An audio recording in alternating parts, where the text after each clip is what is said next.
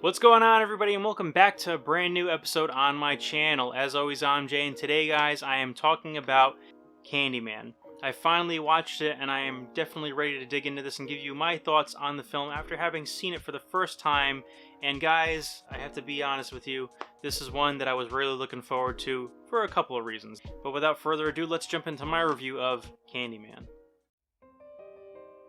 Candyman stars Tony Todd and Virginia Madsen and centers around Helen Lyle, who is a grad student in Chicago who is investigating urban legends when she comes across this mythological being called the Candyman, who is responsible for several murders and maimings in the Caprini Green housing projects. Just as Helen thinks she's discovered the truth behind Candyman's mythology, twists and turns and gruesome deaths come around at every corner, engulfing her in the woes of madness.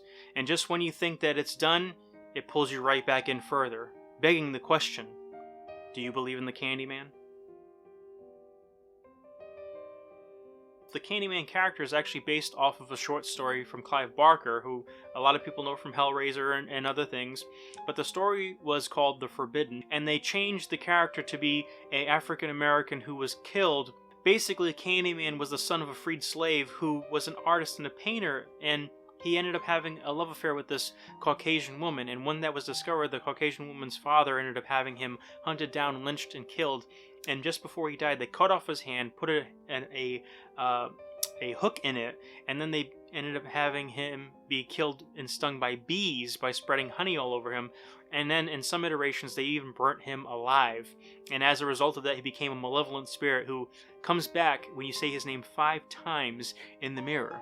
Candyman is a manifestation of all the hate and the rage that killed him in the first place. So essentially, those people that killed, murdered, and maimed him created him and made him into the monster that they all believed him to be, even though they are just as much to blame as he is for what he enacts and kind of what vengeance he ends up putting on to people who utter his name in a mirror 5 times. The visuals of the film, the kind of 90s grunge, almost contemporary feel to it, the music, the score, the theme itself is fantastic. I love the theme to the Candyman.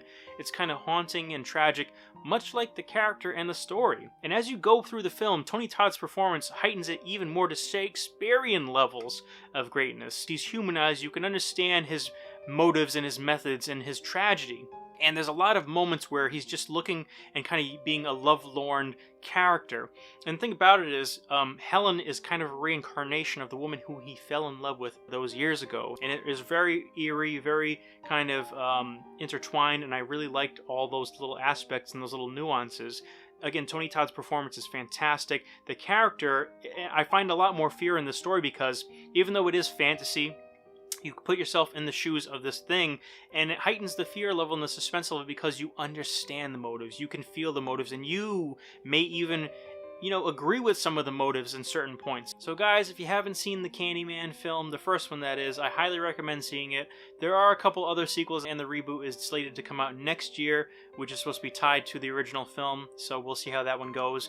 But for nothing else, I give this 3 out of 5 stars for its originality, the atmosphere, the performances. Tony Todd is in a great performance, heightens this character to be more than just a slasher, horror-like figure.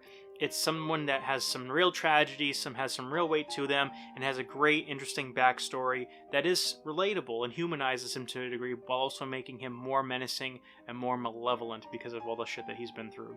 So overall, guys, if you're looking for a new Halloween film and you haven't seen this, definitely put it on your Netflix list if it's there, or go and grab it. I know I enjoyed grabbing mine, which was from Shout Factory, and I think they just released an Arrow Blu-ray not too long ago as well, which is packed with special features too. But overall, guys, that's all the time that I have for today. Thank you so much for joining me on my review of Candyman. And guys, keep an eye out for my next video, whenever that may be. But all in all, guys, like I said, that's all the time that I have for today. So until next time, as always, I'm Jay. So take care, and bye.